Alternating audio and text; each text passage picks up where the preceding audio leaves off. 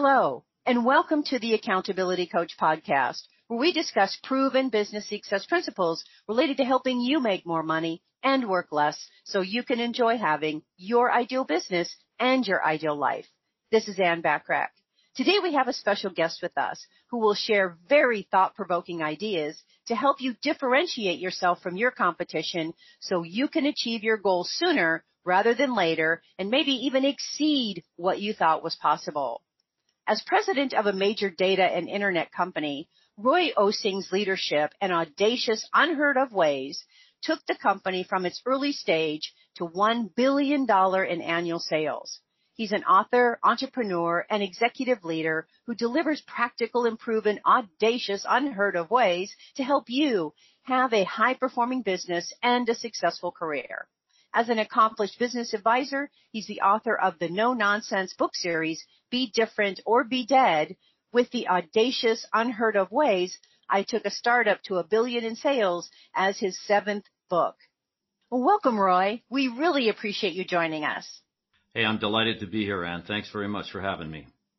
Well, you know I like to get right into it to really provide a lot of great ideas and content. So I'm curious, what does be different or be dead really mean to us as business owners? Yeah, so it's really a statement that surrounds the way businesses and organizations these days differentiate themselves from the competition. So it's really all about differentiation. And my thesis for over 40 years working with this stuff is basically that if you're not able to clearly differentiate yourself from your competition in a way that's meaningful and compelling and relevant to your customers, then you're going to have a tough road ahead. And the ultimate consequence, and we've seen it played out, is that corporations and small businesses and medium-sized businesses that aren't able to differentiate themselves basically go out of business. And so the metaphor of be dead is really the ultimate consequence of not being able to differentiate yourself in the marketplace. And to be honest with you, I mean, I think these days undifferentiation is happening.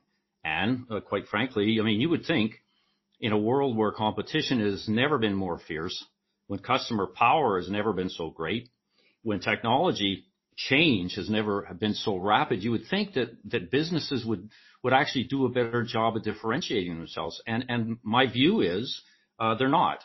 In fact, I think we're going in the opposite direction, and we can dive into that if you want. But so the statement is all about, come on. I mean, what we need to do is a better job, businesses. And I'm not talking corporate. I'm talking about every business, every not-for-profit needs to be more meaningful, okay, to their customers in a way that's different from everybody else, because there's too much copying and claptrap going on at the moment, unfortunately.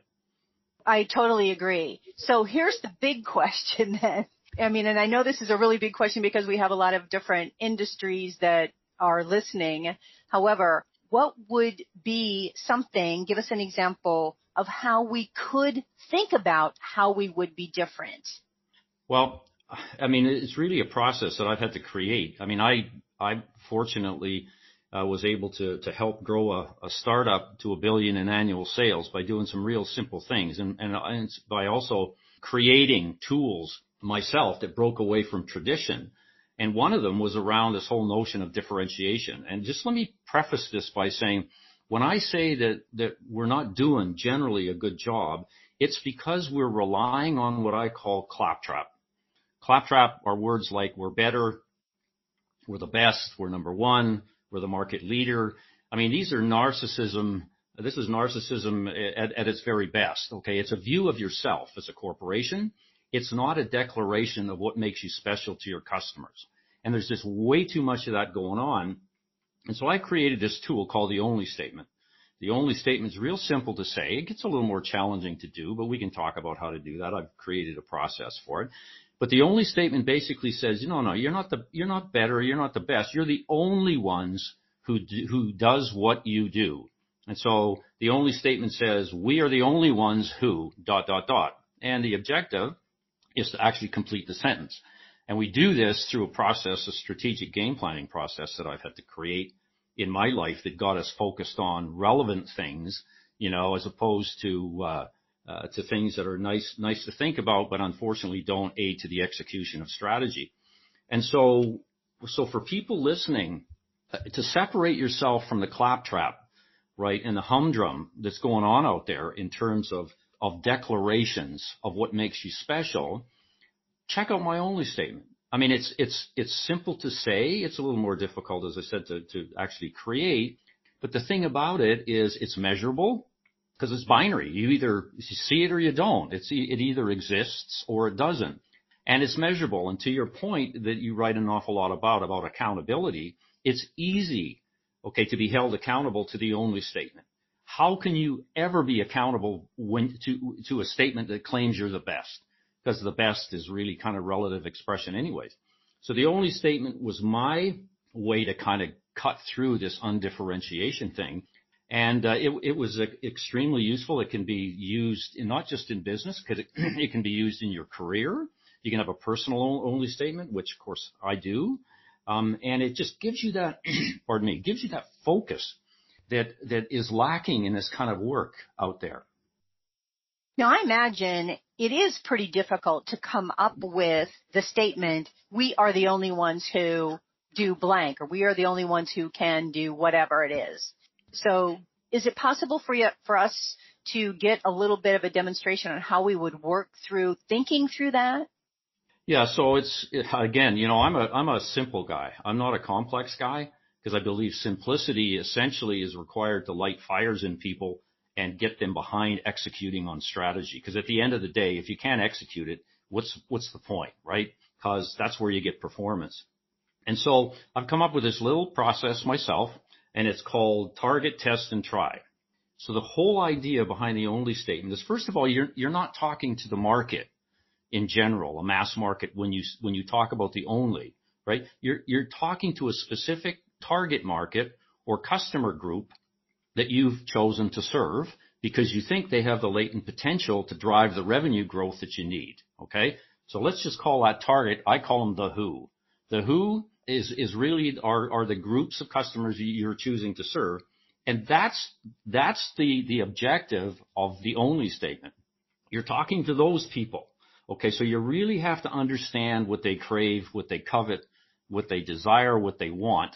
Needs are almost incidental in my world, because basically, people's needs are practically satisfied. But if you want to get into the kind of like price insensitive, competition insensitive kind of arena, then you need to figure out what people crave and what they lust for, because those are the things that people are willing to pay for. And so that's the who. You start out with the target. I need to understand who I want to talk to. Once you get that, you then you match what they crave with what your skills and capabilities are. And so this is kind of like a rote process of matching. So if they crave 1, 2, and 3, and you've got a skill set that matches, you're now in a pretty good position to actually create an only statement. Now, the point I want to make is the only statement may not be a function of who you presently are. You may have to create who you need to be in order to be special. Okay. And that's where a lot of people kind of fall down. They say, well, nothing makes me special. And I say, well, that's because we haven't created a strategy, okay, that embodies the concept of being unique. Let me give you an example. I just recently completed some work with this company in Eastern Canada that thought they were in the boat selling business. Okay. The reality was, after we did a strategy session and created an only statement, we completely redefined their business. And so the only statement we came up for them was as follows. And I want to give them a plug on this because they did a great job. BCI Marine is the only complete service provider committed to delivering solutions to grow a boat dealer's business. Now, when we started out the strategy session and trying to build an only statement, they continued to believe that they were in the boat selling business. And they said to me, we're not special. And I said, okay, we need to redefine the business you're in. What if you were in the business of growing the boat dealer's business? Is there anybody else in that space? And of course they said, no. I said, well, okay, why don't we talk about playing in that space where you are unique? And now you got to develop the skills and competencies that actually support that. So what we did through the use of the only is transform the business that they were in from selling boats to actually consulting with boats as an anchor with boat dealers to help grow their business. And so they had to put in place plans to acquire, new competencies in terms of financial management and consulting and planning, et cetera. But this really lit them up. And so it's not always obvious, only as a strategic thing. It's not always a given thing. Sometimes it is. Sometimes you're fortunate to be really special in something that people care about.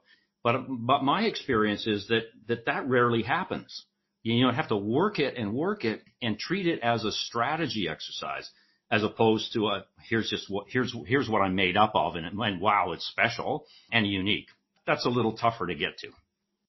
Yeah, I would imagine so for some people. So this is a great example and a great way to get us thinking really about our only statement. Yeah, and it's the other thing I have to say is the only statement is always a draft, Dan. It's never done.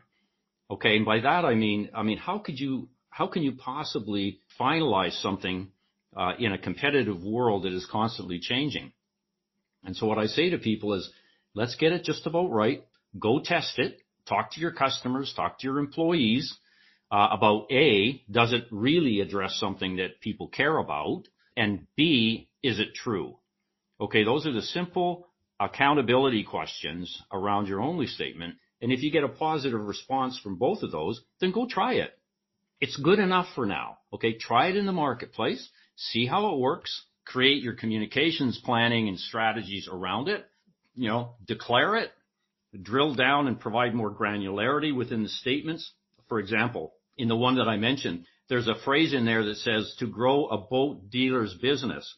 Okay, that needs to be defined in more granularity. Okay, so the work that I do, what we do is we deconstruct the only statement into phrases, and it's what I call an unpacking process.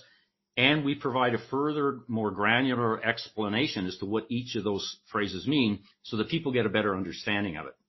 And so when you're talking to a client and you want to use your only statement, you got to be prepared to explain, well, what do I mean by growing a boat dealer's business, right? And so that exercise is pretty cool as well, because that gets you down to a level of granularity and people go, okay, I get it. Yeah, that is a problem that I have as a boat dealer. My margins are suffering. I need somebody to help me get my margins up. And of course, you put your hand up and you say, well, I'm in that business. Yeah, I provide boats. So let's talk about how we can leverage boats into maximizing your profit. Okay. And that's a really cool conversation to be in. But it starts out with saying it's a draft, and it'll always be a draft. You never complete it. And that's the thing. Even though we've been taught, right? Achieve an objective, then move on. No, you don't do that with the only statement. You get it just about right, and you keep working it through time and revise it with changes in the marketplace, because that's the only way it survives. That's the only way it can be sustainable. That totally makes sense. I really like this, Roy. This is so powerful. And I like the statement that you made earlier where you said, who do you need to be special and unique? Because a lot of times we don't think about that. So how do we really differentiate ourselves? What do we need to become? Who do we need to be able to do that? That's powerful in itself as well.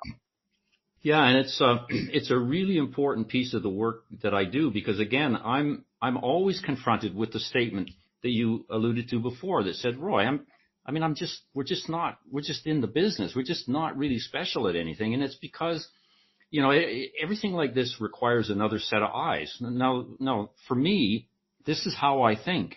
So I can spot, a roadblock to people's, progress in this area real easy.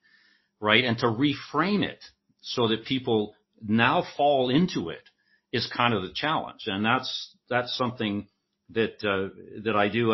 I did some work with the St. John Ambulance Society, because this works in not-for-profits as well as for-profits, right? They came up with an only statement, which that I thought was absolutely miraculous.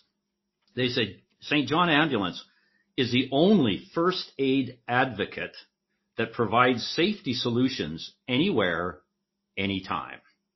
Now that was absolutely mind-blowing, because they thought they were in the business of doing training and selling product. But what we did is reframe their business. They're now an advocate for safety, and that led down a path to a whole bunch of different programs. And they're in the solutions business, not the product flogging business. and they exist, or they want to make themselves always on.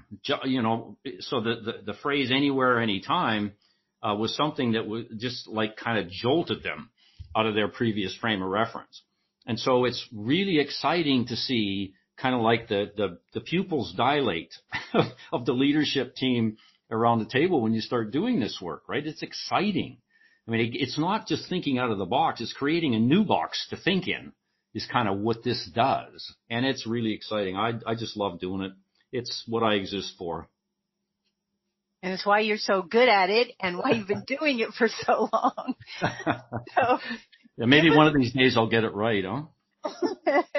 Well, it sounds like you're helping a lot of people. One thing that I'd like to just spend a couple minutes on here is other, obviously, key learnings that can help us take our business from where we're at now to $1 billion in sales. Now, that being said, I think a lot of times people get hung up on selling versus servicing. Can you talk a little bit about that?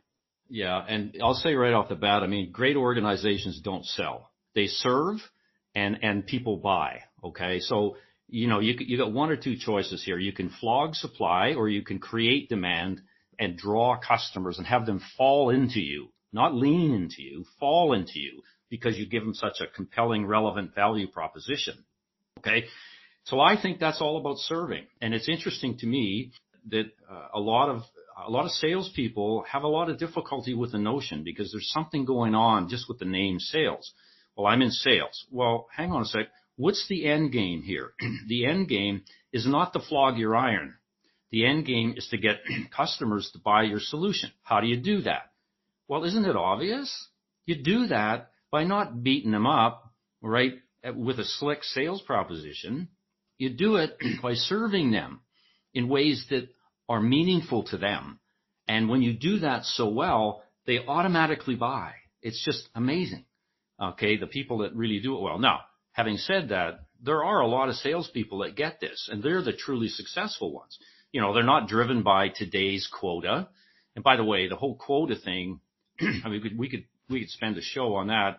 Needs to be completely rethought. It's not sales' problem and fault that they're quota driven. It's leadership's fault, because they take such a short view of relationships. You can't build meaningful relationships that sustain themselves over time if you're driven by a quota, because that leads you into the product flogging world, not the serving world.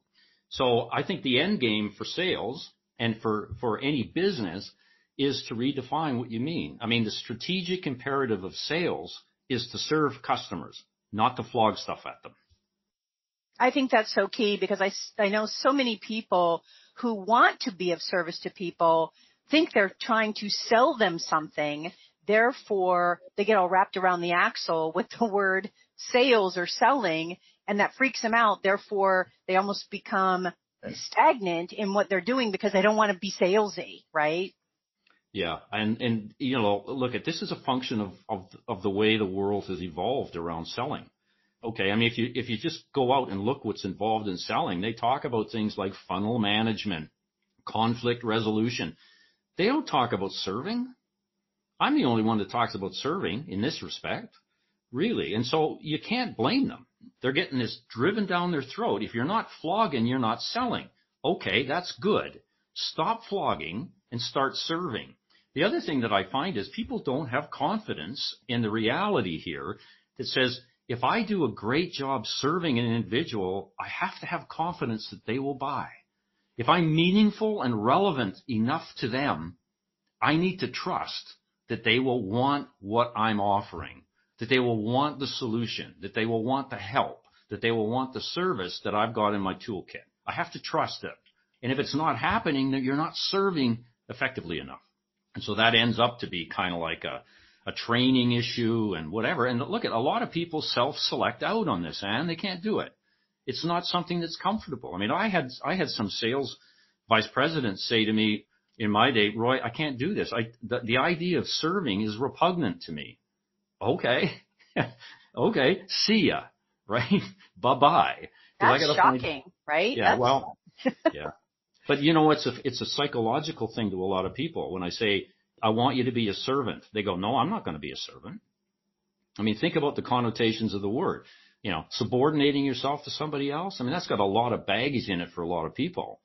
And I'm saying, well, unfortunately for you, the baggage that's there serves the corporation or the organization in the long run because it's sustainable and it grows revenues and it shoots performance through the roof. And eventually we got to $1 billion in annual sales. Now, don't think about the billion. It's about extraordinary growth that this leads to. And you just have to have, skilled people to do it. And you got to have the confidence that this is not a short-term game. Relationships aren't built necessarily in 30 seconds. You have to work at it. And you have to have an accountability system that allows you to do that, right? Otherwise, it won't happen. For sure. Obviously, I believe in accountability in every aspect, whether it's working out, personal and business. We all, have good intentions, but those good intentions don't produce results for sure. Now, whether we're taking our business to $1 million, $2 million, $10 million, or $1 billion, give us some other specific ideas that you've learned over the years and you teach over the years that can help us take our business to the next level that we need to get to and want to get to.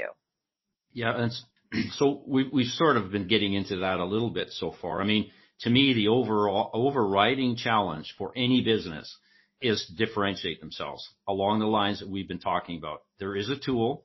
It's a proven tool. It's a simple tool. It's a practical tool. It's called the Only. You need to do that. Okay, if you can't differentiate yourself, stop. Don't go. I spend a lot of time talking to entrepreneurs and CEOs of startups, and they want to know how to launch their business. And the first question I ask them is, how are you different? Tell me. Tell me how you're different in a way that your prospective customers care about. And a lot of them just spew out the same old claptrap that tells me that they're no different. And I say to them, stop your engines. Get out of the car. Don't spend money. You need to spend time. Okay, do the work on carving out a unique niche for yourself, right? In a way, again, it's not what you think. It's uniqueness in a way that your customers or prospective customers care about. If you can't do that, then all you're going to be doing is whistling in the wind and spending a lot of money. So to me, that is the first thing. Somebody said to me, what are the top 3 challenges in business today, Roy? And I say, well, the first one's differentiation. The second one's differentiation. And the third one is differentiation. It's about differentiation. And that's because undifferentiation is happening. That said, here's a couple of other things that your listeners may enjoy. I'm an execution guy, okay? Ideas are fine, but unless they can degenerate into action, they're worthless. And I don't want to talk about something that has got a lot of intellectual credibility if I can't execute it. That's one of the issues I have with the whole notion around blue oceans. It's all very well to say intellectually we should find a blue ocean, but the reality is 99% of organizations are in red oceans, completely aggressive competition going on around them, and they have to survive and figure out a way to manage it. Don't talk to me about blue oceans when I'm sitting in a red ocean, right? Okay, red oceans are all about execution. And so I'm kind of like one of those guys that says, I'm looking for ways in my company to execute better. And so I came up with a couple of silly little notions that actually worked really well. And one of them is called, which I call cleanse the inside. And it's called, if you want to execute better, you need to clean the inside of your organization. So what do I mean by that? Well, I mean, businesses of any size have things going on inside them that actually restrict execution as opposed to enabling them. I call it crap. Okay. So I came up with this cut the crap program that had a really, really simple objective. Let's figure out the stuff, the grunge going on in the organization that is preventing us from getting things done. Well, I mean, frontline people love that because all I had to do was say, do we have any crap in the organization? And they gave me, at that time, 77 pages of stuff that was going on. And it was interesting because my fellow executive said, Roy, I understand what you're doing, but you can't call it crap. I mean, you're president of a company. You can't call it crap. I said, okay, I'm going to call it stupid, ridiculous things. How about that? Because the reality is they are crap and they are stupid. And the thing is, the language resonated with people. It lit their fires. It stirred them up. It sort of motivated them to try and help. So we had a cut the crap program. It was extremely successful. I mean, I can't give you a correlation between Cut the Crap and $1 billion like a lot of people ask me to do, because I don't care. All I know is in its simplicity, a number of those things helped us in our journey to $1 billion, even though we didn't know it was $1 billion at the time. So cleansing the inside is huge. Okay. And it doesn't really matter whether you're a solopreneurial organization or you got 10 or 15 employees. Take a minute and ask yourself the question, do I have any dumb rules that customers don't like? I call them dumb rules. Some people call them non-strategic activities. I call them dumb rules. Okay. Are you doing anything that's a roadblock to a memorable customer experience? Because that should be the end game, and not satisfying their needs, but delighting them, dazzling them, taking their breath away. That's what we need to do every time we have a transaction or a customer encounter. So are there any rules or are there any procedures that get in the way of that? Sit down and ask yourself, ask your people, okay, identify them, do something with them, okay, as part of this sort of overall cleansing process. Another thing that I did that I think was extremely important and effective is I call it line of sight leadership. Line of sight leadership. And the idea behind this was that there's a lot of dysfunctionality that goes on in organizations. And by that I mean people doing different things or people not doing the things required of the strategy. Like they create their own sort of definition of what they have to do and they go ahead and do it, and then somebody else creates their definition, and all of a sudden you've got a lot of people doing different things. And so what I did is I tagged it line of sight leadership, is I made a point of drawing a line of sight between every function and every person in the organization with the strategy, so that there was no lack of clarity between what somebody had to do and the strategy that we had.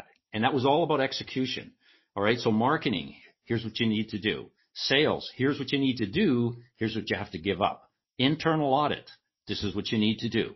Okay. Communications, so we actually had workshops throughout the company where we had people work this. Now that did two things. First of all, it helped me cleanse and get some of the line of sight stuff done, but it also created an in-depth understanding of the strategy, because that's another problem that organizations have, is that they finish the strategy and they expect everybody in the organization to understand it. Well, the reality is that's not practical. It's not possible.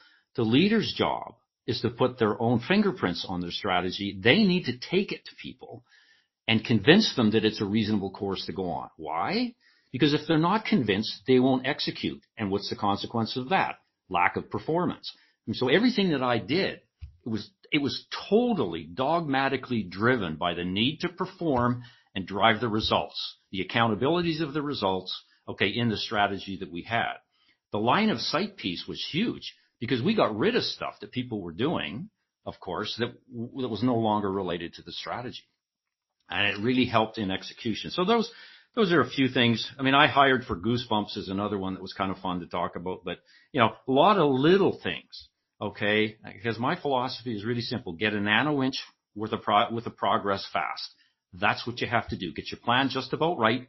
Execute it with precision or as best you can. Learn from that. Tweak the strategy on the run.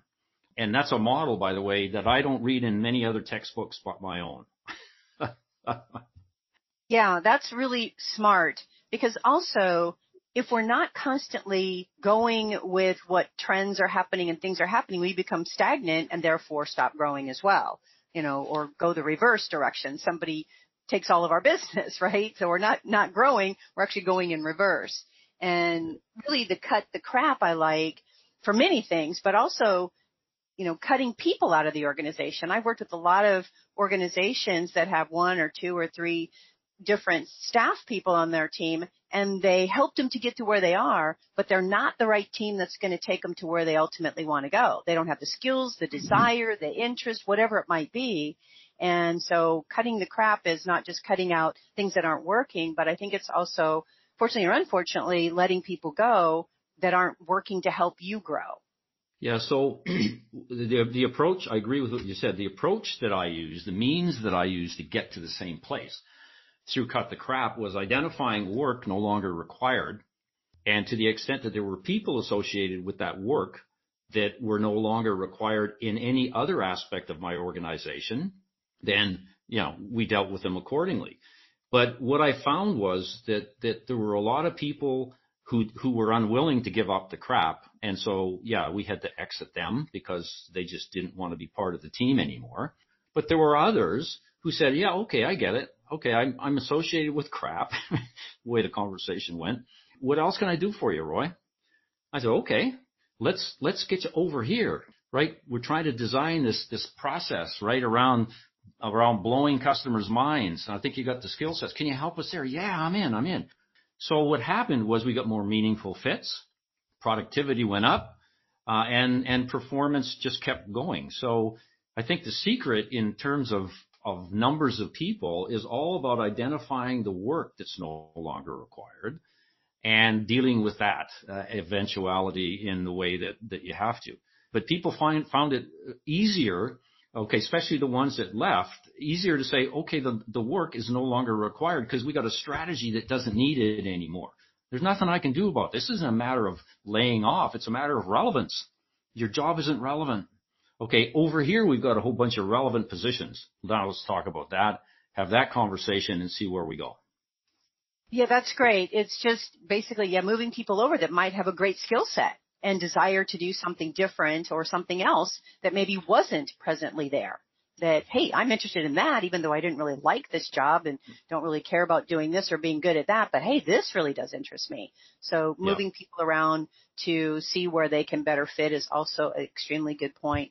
Any other words of insight, wisdom that you want to share with us to help us have an audacious business, be an audacious business owner, and take our business to the next level? I guess we've talked a lot about differentiation, and I'm a proponent in not biting off too much, because if you bite off too much, you're not going to do any of it. And I want people to move the differentiation yardstick. So please spend some time just kind of like thinking about what we've talked about today around differentiation. I think the other thing I'd like to say is, look, at simple is good, simpler is better. Unfortunately, the world we're in seems to reward complexity with the label that it's brilliant. And I'm so far not on that page. I mean, the implication that you got to be complex to be good or to be effective is an absolutely nonsensical notion. And the reason for that is people who you rely on to execute in your business, they want it simple. If you want to really screw up execution, make it complex. And so I'm a simple guy, and I ended up translating concepts or whatever down to very, very rudimentary things that meant something to people, lit their fires. So think simple. And don't say, it's too simple. It couldn't possibly work. Never say that. Okay, you can't say that to me in the middle of a journey to $1 billion, because that's all we did is the simple stuff that we've been talking about here. It's not rocket science. And unfortunately, there's a lot of advocates of process and concepts that like you to believe that in order to be great, you have to be complex. So think simplicity. The other thing I want to say to you is put the textbook down. And what I mean by that is, look, and I'm a fan of education, and I believe that people need to get a good education. But there comes a time in business where you need to put it down. You need to put it down in favor of simplicity, in favor of practicality, in favor of the sort of breakaway concepts and moves that we've been discussing here. Okay? Unfortunately, there's so much inertia in the world these days that are forcing people to comply with academics, right? Here are the rules, here are the algorithms, follow them and you will be successful. That's hogwash. That's absolute hogwash. I want you to think about breaking away from that. So put the textbook down. It got you here. It will not necessarily get you to where you need to get to in terms of building your business. Your business will be built on the backs of being unique and special in a way people care about. It will be built on the backs of memorable customer experiences provided by people in your organizations, not technology, people in your organizations who actually love human beings. Full stop. Yeah, and some of those textbooks were written 20 and 30 years ago also that people are still reading, and those are well outdated. So we're trying to be current and differentiate ourselves, be simple and unique. I love it. Well, I really appreciate you taking the time with us today to share your great insight and some fabulous ideas that we can immediately start to implement. And remember, it doesn't have to be perfect. A draft is good enough to get this ball rolling. Absolutely. Thanks so much for having me. I've really enjoyed it. To learn more about Roy and what he does, visit his website and join him on the Be Different or Be Dead conversation by going to bedifferentorbedead.com. Well, my hope for our time together with Roy is that you got value in an idea or two that will help you be even more successful professionally and personally. Feel free to share my podcast with others, as it can be found on most podcast platforms and in most English-speaking countries, and of course at accountabilitycoach.com. And if you'd like to get a short daily fix from me, subscribe to the Accountability Minute, which can also be found on most podcast platforms and in most English-speaking countries. And remember to subscribe to my Proven Business Success Tips and Resources blog by going to accountabilitycoach.com/blog. And always aim for what you want each and every day. Until next time, make it a great day, today and every day. I appreciate you listening.